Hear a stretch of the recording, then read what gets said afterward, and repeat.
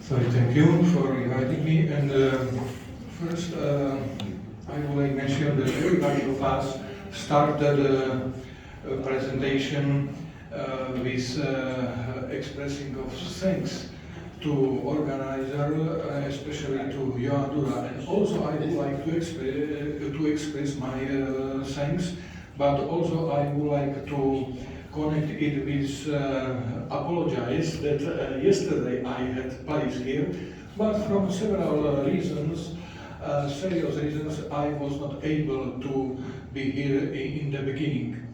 And now I would like summarize my papers, and I would like show you main ideas of my paper.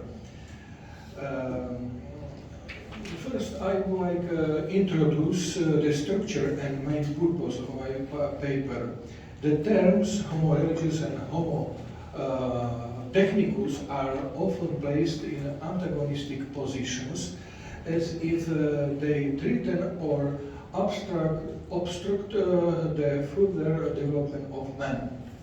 And the goal or the hypothesis of my paper is that these terms are not antagonistic, but complementary. In my paper, first I briefly introduced who is human. It is not a very easy question.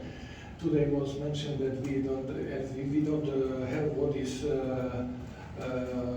human nature, how we can produce answer about transhumanism and so. Yes, it is really huge, big, and question.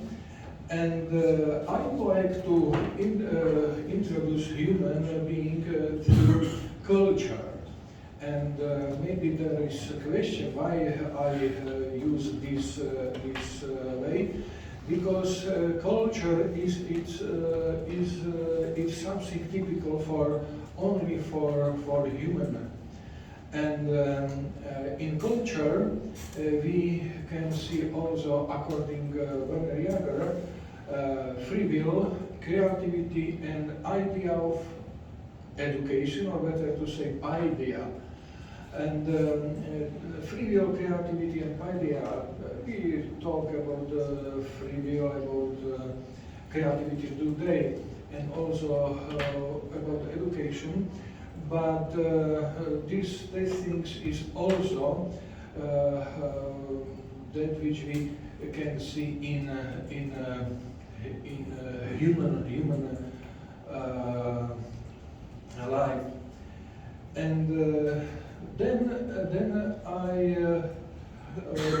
was going to characterize terms human, Homo religious and Homo Technicus, and finally I conclude with reference to the important message that to develop humanity is to act together, as beings who are who has free will, who has responsibility, who have human who has creativity. And now I would like to offer several thoughts from my paper. The question of human identity and integrity has become a central philosophical, theological, ethical, psychological, and pedagogical problem of our time. It is generally associated with the goal of human development and endeavor. Integrity is likened to the search for human uniqueness.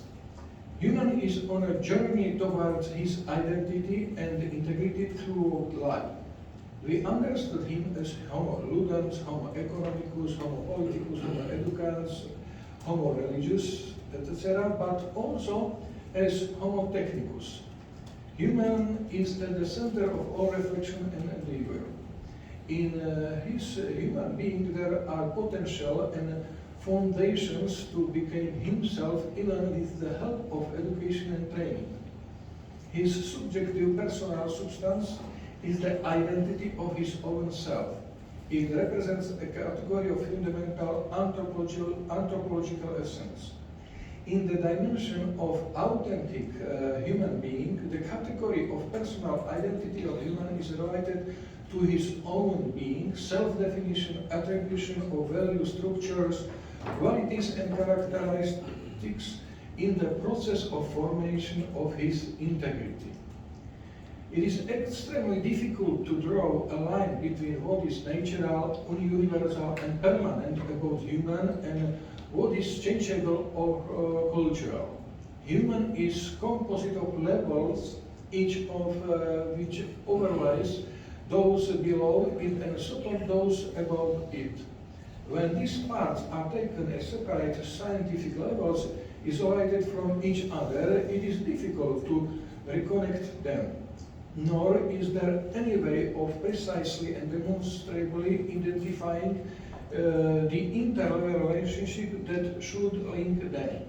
Therefore, it remains an unresolved question as to what or who will emerge by uncovering the individual levels, what is purely natural and what is purely cultural, where the distinction between essence and phenomenon, between the ontological and phenomenal aspects of man. Reflection of the terms Homo Religiosus and Homo Technicus can help us to ensure that what is in human development preserves its integrity and remains part of our reflection.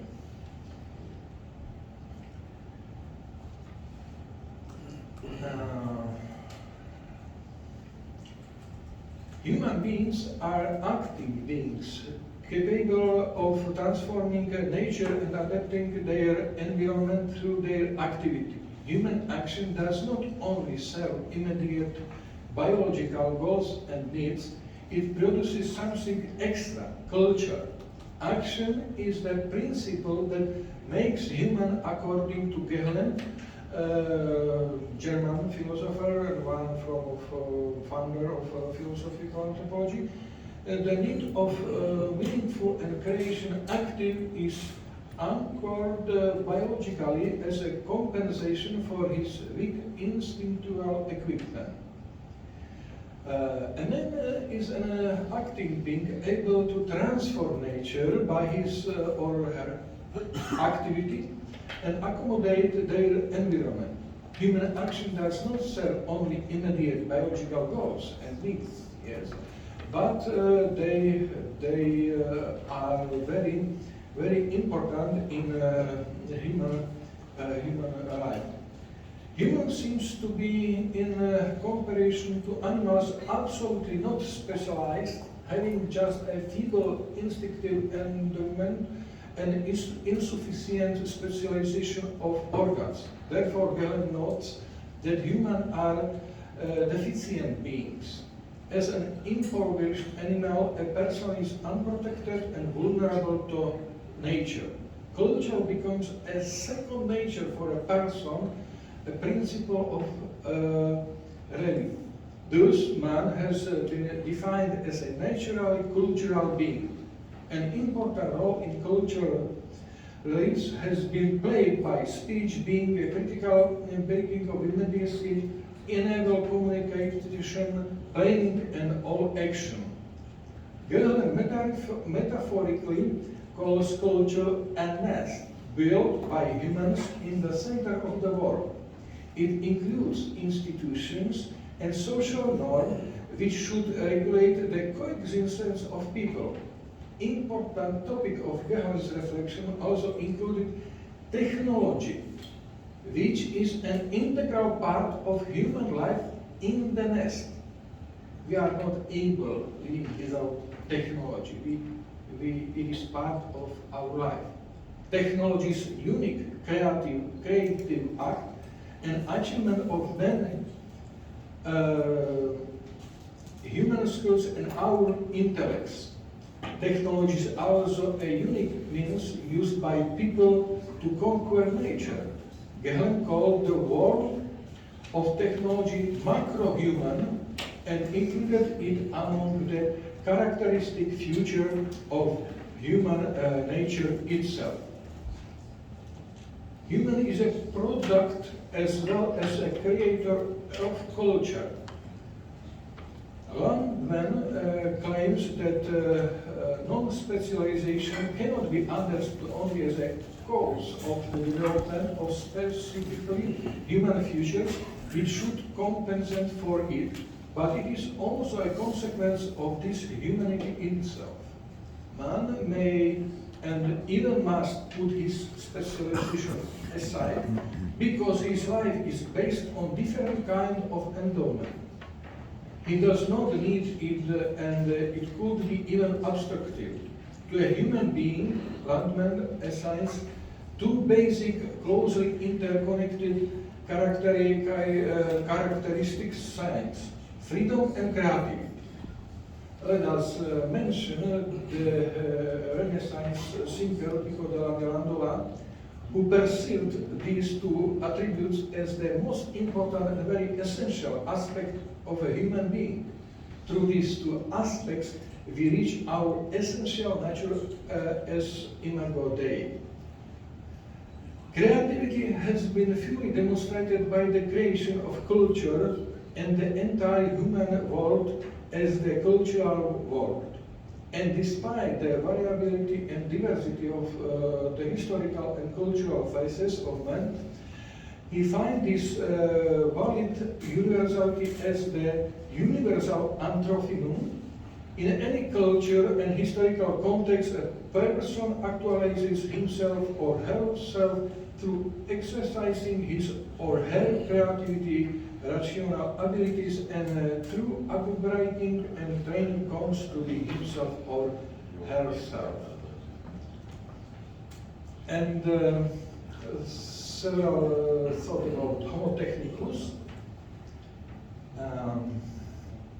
In view of the discussion of the fundamental goals of guiding technique and its growing role in social space and the generation of networks of dependence, it seems necessary to propose an answer to the question of what people's attitude to technology is today and how the concept of causality and subjectivity, spheres hitherto belonging exclusively to man, should now be defined.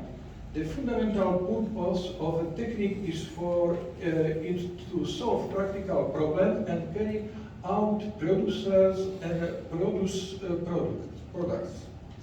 The purpose of a machine, on the other hand, is to produce something and provide profit.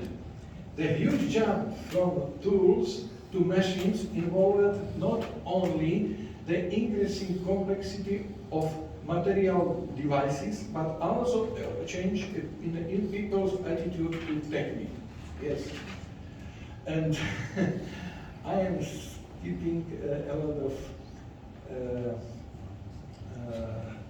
thoughts, and I would like maybe conclude with these thoughts which I took from Frankl.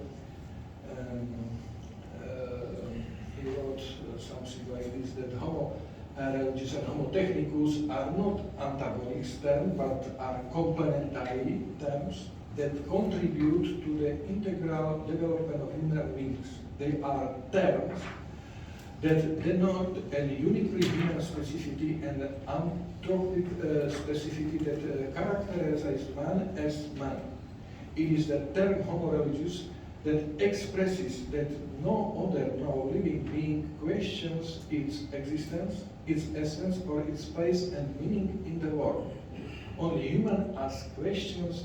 He questions everything and himself, his essence, exceeding the immediacy of what is given, heading to the very foundations. And one sentence is about, also from Frankl, the underlying working together with people who are described as religious and also technics. Thank you for your attention.